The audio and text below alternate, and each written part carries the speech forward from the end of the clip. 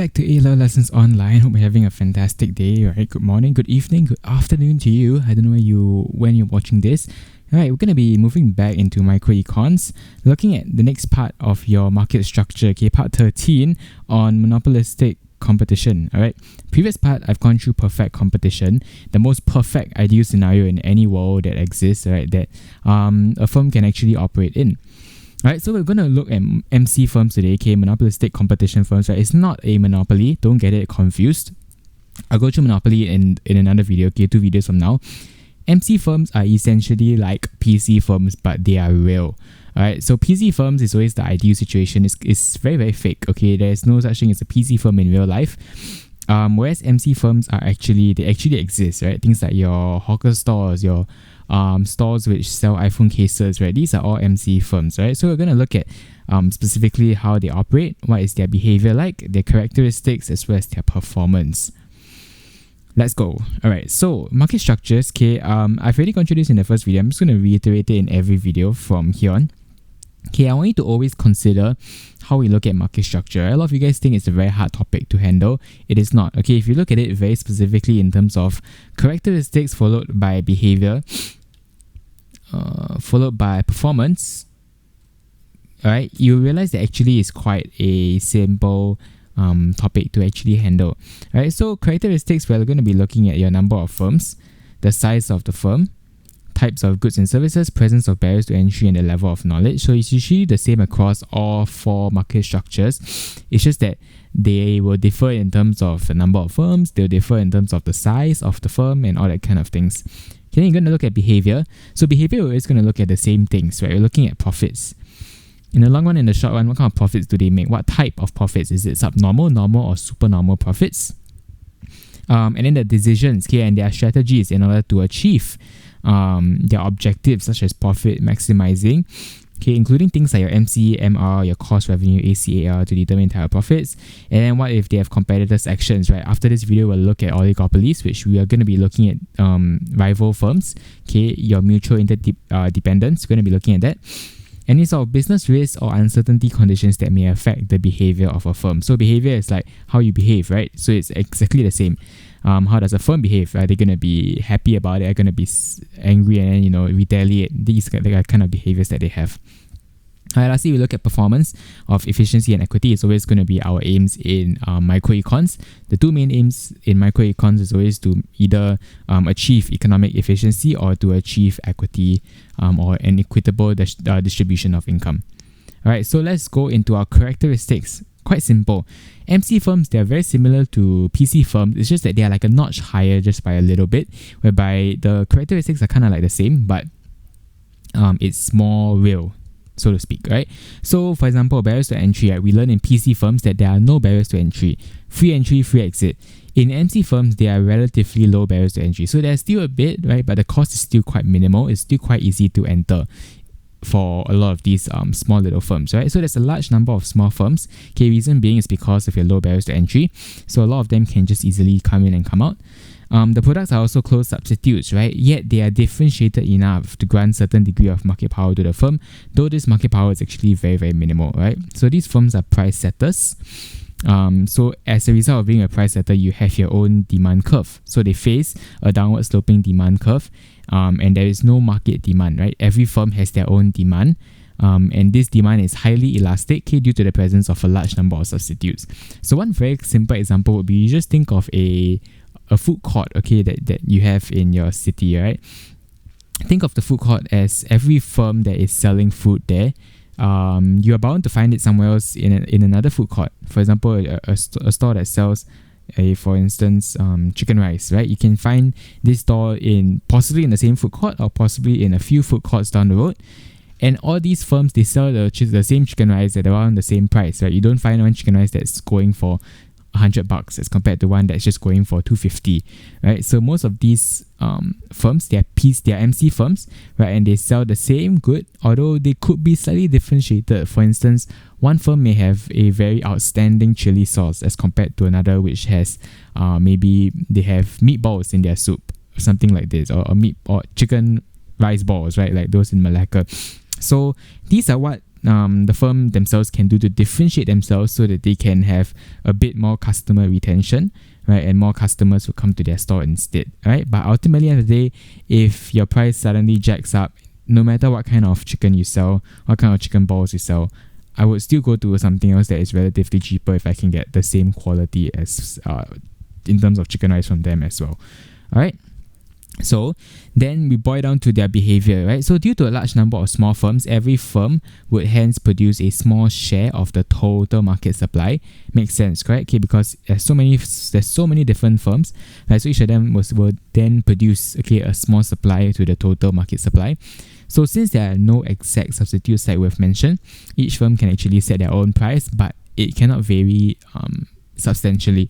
So most of them, they may have maybe a 10-cent difference, a 20-cent difference, right? Depending on how inelastic they feel their product is, right? So each firm, MC firm, they actually will adopt this thing called independent pricing policies. So this is characteristic to MC firms. So if a firm lowers a price, the loss in sales by rival firms will spread so thinly such that the extent to which each rival firm suffers is actually negligible. So it's fine to lower your price, but will rival firms follow? Not necessarily, okay? So hence retaliation by rivals is less likely. Each firm is hence able to determine its price and output policies without considering the possible reactions of rival firms. So what we are saying here is that even if, let's say, I see my competitor reducing their price by, let's say, 10 cents, I won't exactly be affected if I feel that my food is still good enough, my product is still good enough, and people will still want to come and buy from me instead of that producer. So as a result, I will still pursue my own independent pricing policy, and I may not actually change my price. So it doesn't mean that because one other firm changes price, I will definitely follow suit. You'll notice that this is something that a lot of oligopoly firms, which we'll learn in the next video, actually adopt. Alright, so for MC firms, they can still set their own price, although they won't differentiate it so much, just that they won't drop it by a huge extent so that they, in light of thinking that more people will come to them, because they'll end up making losses instead. Right, because later we will see what kind of profits they make. So they may actually make losses, so they may reduce it by a small amount, but they will still all other rival firms, they won't actually change just for that one person. They will still pursue their own independent pricing policies. Alright, so then how do the firms compete in MC firms? Amongst MC firms, so they compete via this thing called price competition. You notice that it's something that a lot of firms may compete in, right? So because of this independent pricing policy, in the real world, these small firms, they may actually lower prices slightly to capture customers, right? But these lowering prices is very, very, very small, right? Like I've just said just now. So it's kept to a minimal in order to prevent a price war. So not price way over here, price war, which actually erodes profits. Price war is essentially the scenario whereby if I see a firm cut price as a rival, I'm like, oh, you cut price, I'm also going to cut. So I cut, then he cuts more, then I cut more, then he cuts more. So in the end, everyone will only end up maybe selling, let's say, the same plate of noodles for 10 cents from originally $3, because everyone starts to cut down. So this will actually erode any profits that the firm even makes to begin with. So every firm will still want to stick to their own policy of pricing, and they won't necessarily decrease it given the fact that a rival has decreased. So instead, they may rather engage in your non-price competition, which is basically things like product differentiation. This will help them to increase demand, and make it more price inelastic. For example, they change their product in terms of, let's say, from a plate of chicken rice with just the rice scattered everywhere, they make it into these rice balls, right? Or they make it into a pyramid. So something like this may capture the attention of certain people, and they would rather go and eat from this chicken rice store instead. So that will cause an increase in their demand. But this did not change the price at all. The price has remained constant, has remained the same. All they did was to maybe funk it up a little, right? They change it up and make it seem as though it's very enticing to eat, something like this. So the extent of non-price competition is still not as high as oligopolies, which we'll cover in the next video, due to a lack of financial resources. So they may only do things that may not even affect the cost. So for example, changing your rice into the shape of a ball may not even cost you anything, possibly a bit more time and effort, but it won't actually cost you anything monetarily. Alright, so that's how they may want to compete instead. So when you're looking at the profits, always remember we're going to be looking at your AC equals to AR to determine the type of profit down here. Okay, so the MC equals to MR is known amongst all firms, right? It's the profit maximizing price and output. So they will have to find a chance to get to MC equals to MR, but to determine the type, okay, whether they're making subnormal, normal, or supernormal profits would only be determined by AC equals to AR. So that one is going to be your average cost equals to average revenue. We'll see how it is like on the curve later on. Alright, so now we're going to look at the profits of a MC firm. So we're going to look at in the short run versus in the long run. So in the short run, okay, due to a large number of slightly differentiated products and a large number of firms, right, there is no market demand like we've said just now. Okay, every firm has their own demand. Hence, there's also no single industry price, right? So which is why you don't see the diagram like the PC firm whereby they are next to each other. There's the demand, supply, and then the same price, whatnot. Okay, it's not the same as PC firm. Right, we're not going to be looking at that diagram. We're looking at their own demand diagram now. So in the short run, each MC firm can actually make any profit level, subnormal, normal, or supernormal, right? So to determine the type of profits they make, it always boils down to whether their demand is, in a sense, more inelastic than the rest of their competition. So let's say if they make rice balls, they make pyramid rice, okay, and then because of this non-price competition, they reap in more people, okay, more people come in, their average revenue goes up. This would cause their profits to actually become more towards the supernormal side of profits instead. Alright, so if you look at this diagram, I think I have a bigger one after this. I don't. Okay, so we'll use this diagram then. So as you can see from here, right, this is a case of supernormal profits. Okay, reason being is because when MC equals to MR, okay, when MC equals to MR, which is going to be MR is this curve over here, MC is this curve. So when MC equals to MR, you're going to find that it is at this part over here. Let me use blue. Okay, this is where MC equals to MR. So at this quantity, the price, you would plot it towards the upwards. You will have it at M.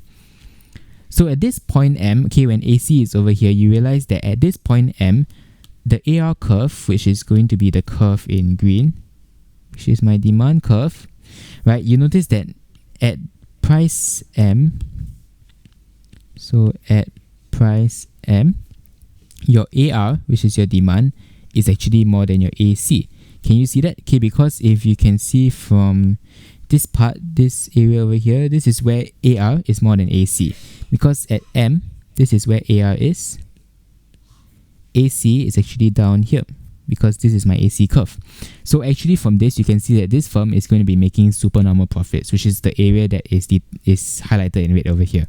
Alright, so over here, because AR more than AC, you're going to be making supernormal profits, which is great. Right, and from this diagram, you can also see that the curve they have their own demand curve, but it is more price elastic. So as you can see from the green curve, this is your demand, which is equivalent to you can't see it and you can't see anything now, right? This is your demand, which is equivalent to your AR. So your demand curve over here is going to be more price elastic, okay, as a result of the high number of substitutes that's available in the market. Alright, so this curve will help show you in the short run how does a firm make supernormal profits. Okay, so your AC curve can just draw like that, right? It will show that your AR is more than your AC. Alright, then how about the long run? Okay, so in the long run, MC firms, okay, will only make normal profits. Okay, reason being is that if they do end up making supernormal profits, for example, if the firm sells chicken rice balls and then they end up making supernormal profits, okay, will actually attract new firms to come in due to the low barriers of entry to actually come in and make maybe now star-shaped chicken rice balls, something like that. Okay, it sounds strange, right? But yeah, so they will basically do anything in their power to try and get these supernormal profits to their side. So in the long run, because of the low barriers to entry, right, any firm can come in, any firm can leave. So as a result, every firm will only make normal profits. Okay, if you're making supernormal profits, you'll get eroded. If you're making subnormal profits, okay, you will have to leave the industry, okay, because you're not making anything in the industry and you'd rather leave. Okay, it helps you to save costs, and there's also nothing for you to actually pay when you leave, okay, due to the low barriers to entry. So in the long run, with more firms, okay, there will be an increased number of substitutes, and this will create a more price elastic demand curve.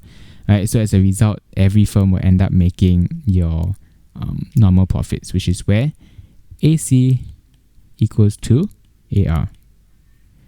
Alright, So, for example, this is the behavior of MC firms in the long run. So your long run normal profits, this is how it looks like. So your long run equilibrium normal, sorry, let me get my highlighter. Okay, your long run equilibrium normal output and your profit will be at this part over here, P1, Q1. Okay, reason being is because as you can see from here, your AC curve has actually shifted up. If you notice that, right? Okay, or either that, there could also be a scenario whereby it remains constant. So your AC could remain constant, but your curves could have moved in as a result of a more elastic demand. Alright, so this will result in this new point over here, which is your long run equilibrium normal output, which is where AC would be equivalent to your AR. Alright, so if you ever need to draw the long run equilibrium normal profit for a MC firm, just draw the diagram like this. Okay, it will just be your AC, which has either shifted up, okay, as a result of possibly increased cost, okay, due to higher competition, so there's more demand for the resources. So this could cause your AC to increase, or on the other hand, it could also be because I think it'd be very hard to draw it over here because it'd be very messy, but it could also be because of your. So this could have been your original ARAC, which has actually shifted in. Alright, so you can try drawing this out. Okay, if you guys want a more in-depth video on how to draw this part of the curve, just let me know in the comment section below. I will do a video on how to draw this whole thing from step 1. Alright, but this is essentially what the diagram will look like. Okay, when you draw it in your exam. Okay, then we move on to the last part, right? The performance of MC firms. So how does a MC firm actually perform in the short run and the long run? So productive efficiency and allocative efficiency is a must. Okay, you always have to look at those two components when it comes to looking at the performance. Okay, because your economic efficiency, so economic efficiency equals to your allocative efficiency plus your PE. So these two have to be achieved in order for economic efficiency to be achieved. So in this case, when you look at productive efficiency in the long run, MC firm is not at a firm's minimum efficient scale. Okay, I've already gone through what minimum efficient scale is in the previous video, so go and check it out. Okay, essentially it is where the least cost is being adopted. So at the long run equilibrium, okay, when normal profits are earned, the MC firm does not produce at output level where the long run AC is at the minimum. Okay, it's basically your minimum efficient scale, but instead only at the following portion of the long run AC. So what does this mean? Okay, it means that in the long run, right, when there's a lot of competition, a lot of firms competing for the profits, the firm can only make normal profits, right? Which also means that when it comes to your average cost, like we've seen in the diagram just now, they will only in the long run. Okay, the long run AC curve is essentially like a bunch of AC curves that are combined. So it just looks like this. Okay, they will only be operating at the falling portion, okay, of the long run AC. Okay, the reason being is because of all the different factors that have come into play. Hence, they cannot actually operate at the lowest possible cost anymore. Okay, so on the other hand, you see maybe monopolies, they can actually do that, but they choose not to, as well as oligopolies. Okay, but MC firms, they cannot adopt the lowest possible cost. So then, hence, there's a wastage of resources and the firm is basically not productive efficient. Alright, on the other hand, for allocative efficiency, okay, how well resources are being allocated. Allocative efficiency, you always want to look at P equals to MC. So does the price, which is the demand, okay, does it equate to your marginal cost, the additional cost of producing an additional good? So for MC firms, it is also not achieved. Okay, reason being is at the long run equilibrium, the MC firm will maximize profit at an output level where P is more than MC. Okay, due to the MC firm possessing some market power and its ability to produce at a lower output and higher price of the good, okay, it actually can achieve this P more than MC. Alright, so this will result in a deadweight loss to society and hence market failure, which we'll learn later on. But what a MC firm does, okay, is that in the long run, it can still set its own prices, because remember we learned about independent pricing policies. So as a result, it will still set a price which is more than your additional cost so that it can still reap in some form of profits. Okay, so as a result, your price will still be more than the marginal cost, okay, because of their maximizing profit objective. Hence, they will not achieve allocative efficiency. Alright, so MC firms. Okay, so MC firms in terms of product variety, okay, there's also a greater variety, okay, because of your slightly differentiated products and the large number of firms. So this will increase your consumer welfare, very simple.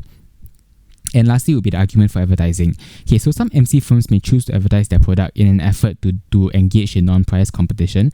So this will also provide consumers with more information about your quality, your products, okay, as well as make knowledge less imperfect, which is always a good thing.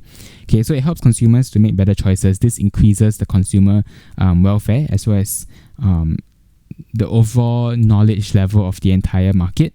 Okay, and consumers are also more aware of alternative products, and hence it makes the market more competitive, which is always a good thing, right? We always want to go for markets which are competitive and contestable, so as to ensure that at least the firms try to be efficient in the long run and in the short run.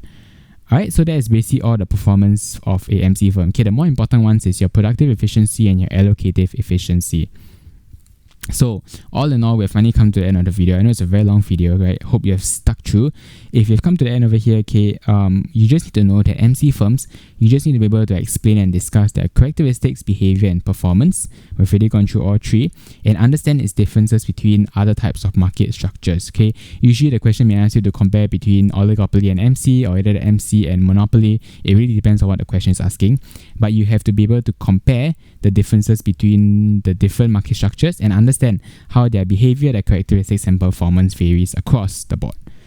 Alright, so that's actually all I have for this video. Finally, we have ended. Okay, if you did enjoy it, be sure to give it a like as well as to subscribe to the channel. It's free. It doesn't cost you anything, so you can just hit that button. It really does help me out a lot. And leave any questions you have in the comment section below, and I will clear it up as soon as possible. Alright, so if not, I'll see you guys in the next one. Have a good one. Bye bye.